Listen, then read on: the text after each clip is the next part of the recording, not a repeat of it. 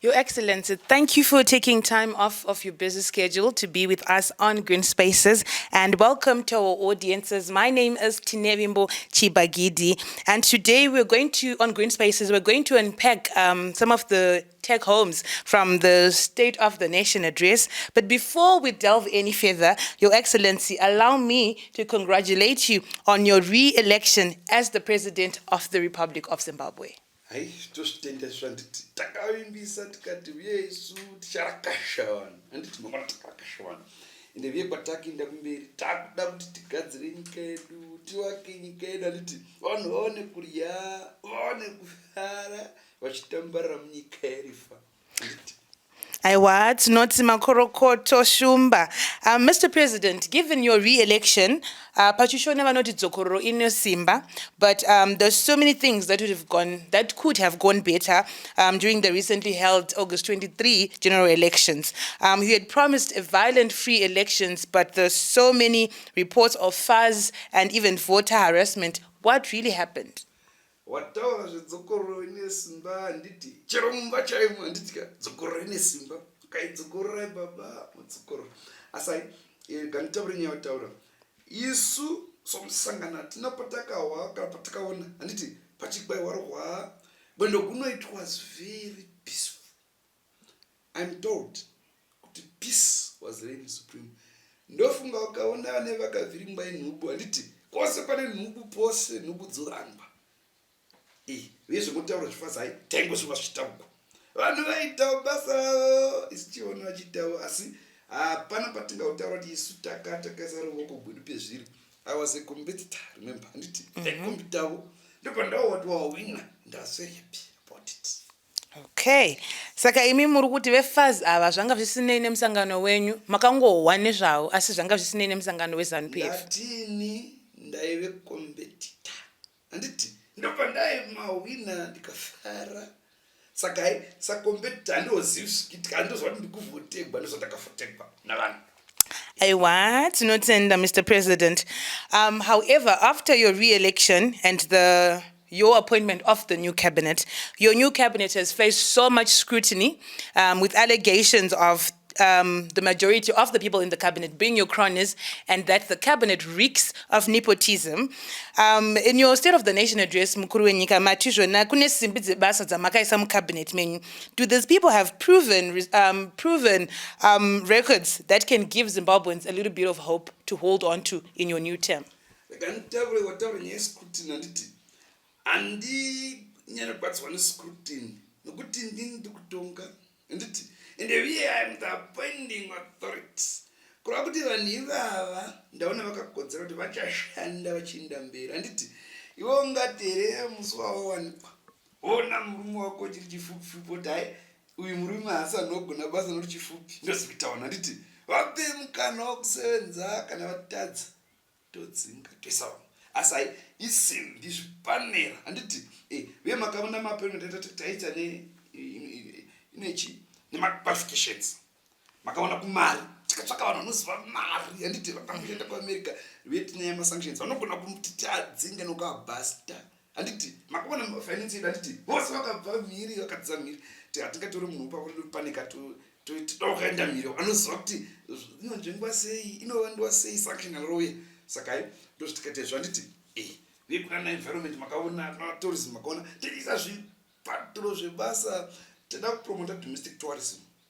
Ndiani ungaiziva kunze kwomunhu akambogara muno handiti zvikanyanya ndo zvakamotivata asi hai wagona nokufunza. Okay, thank you, Your Excellency. And now, as we're turning into the business of the day, we have noticed that climate change is affecting each and everyone within the globe, not just the European countries or the American countries, but even Africa and the SADC region at large. So, Your Excellency, as we turn into the business of the day, as the leader of the country of Zimbabwe, what are some of the effects of climate change that you've seen and witnessed over the years? Nyaya yekushanduka kwezveclimate change handiti taona as a southern region, southern Africa, we have been under too much pressure handitika from heavy downpour, rainfall handitika mafloods anomwero kwakacheruka futi nenyaya yekupisa kwezuva handiti yaticyclone handiti mhepo inopisa iya viye nokungopinduka kwemaiti kwezvinhu saka toti mvura yakanaya yakawanda mafloods akanaya akawanda handiti kudengenyeka chaiko johannesburg yazungunuka zvizvi tokunzwa nekupisa kokunze saka hai zvinhu zvatavaona isu savanhu tikati bodo zvichazonge pamberi apo zvoita kuti vanhu varasikirwe nemabasa avo vanhu varasikirwe nezvokudya varasikirwe neupenyu nokupinduka uko saka we are under attack and we are under threat from the change yeclimate of which we have to mitigate as a government, as a regional bloc, SADC. Okay. And in your address, you also mentioned that meteorologists have predicted exceedingly high temperatures due to El Nino, and this can also then affect rainfall patterns and overall the agriculture sector throughout the country and even throughout the region. How prepared are we for this as a nation?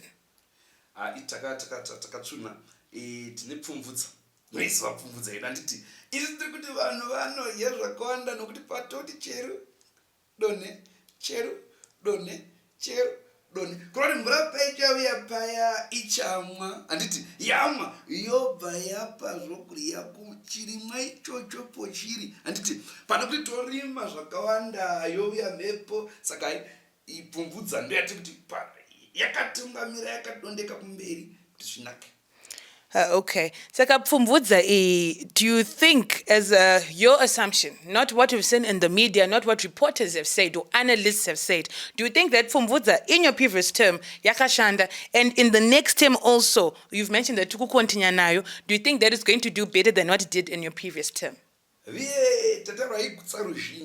vanhu tiri kuapa mafetiraiza nditi pamusoro paya kuti kana machera makombe enyu tokupai fetiraiza woona bump harvest ndozitara paya tikati next 24 months andati 24 months anditotuyeska next 24 months 13 nezvokurya zvakawanda kuburikidza ndiyo handiti saka izvikaenda mumaruwa medu vanoona zvokurya zvakatifashamo saka isi tiri kuti vanhu tovapa mafetiraiza pamusoro pokuita zviya vachiita gohwo rinofadza nekugutsa ruzhinji. It's not saying that, Mr. President. And what is also your comment on greenhouse gas emissions? This is a term that's being said all over the world.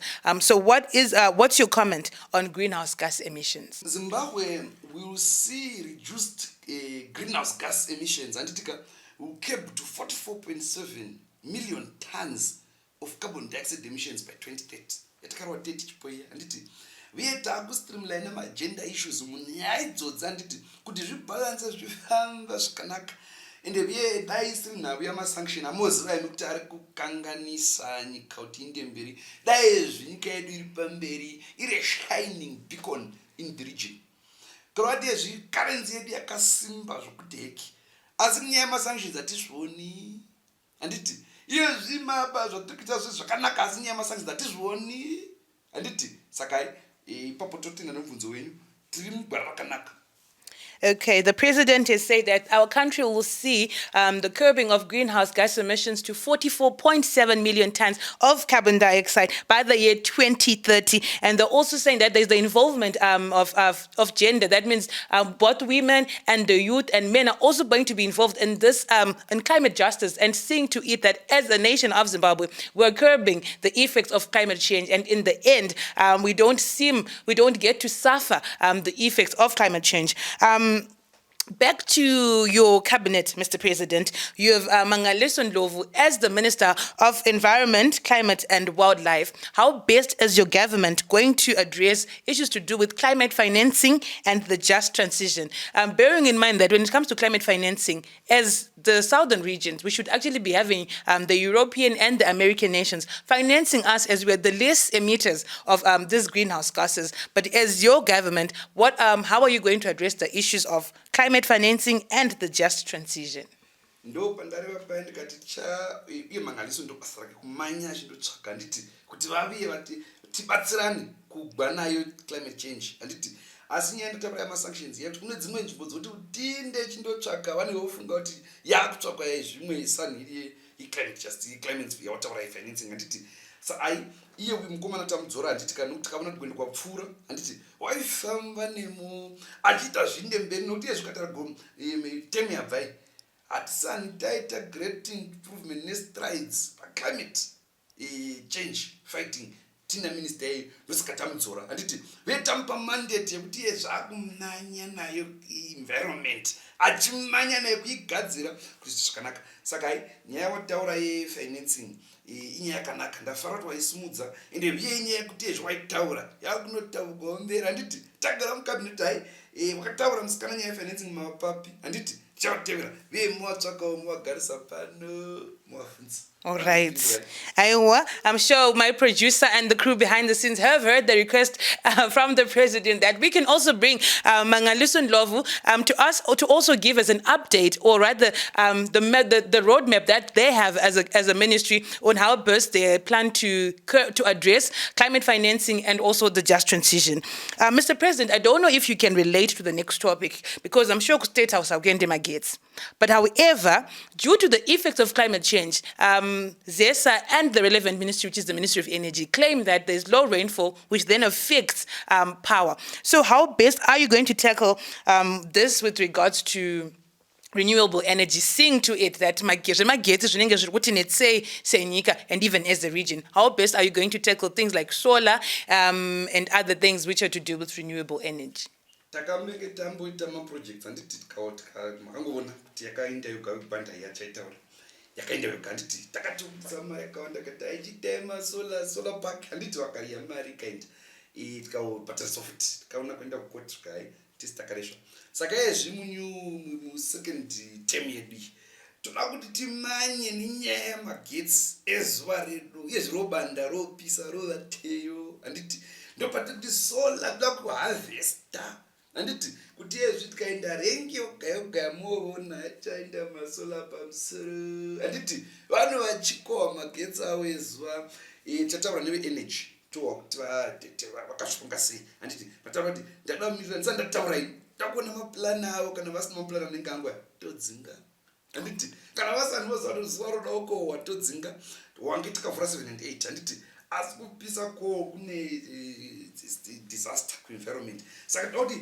tisanyorelaya nazvo karibha makaona takaigadzira zvakaisvonaka handiti takaita marefurbishments karibha iye zviyanaka asi mvura ndo isati yaturuka handiti ichingoti chororo tichivika ichiti chororo tichivika magetsi handiti openya vekustate house vataura nanditozivo kuti anoenda here kati aindi asi mosongara makajeka handiti pamwe isolavo handiti very good. Okay, Mr. President. Lastly, Your Excellency, how do you plan on engaging the youth of Zimbabwe in this issue of curbing the effects of climate change and also raising awareness so that everyone,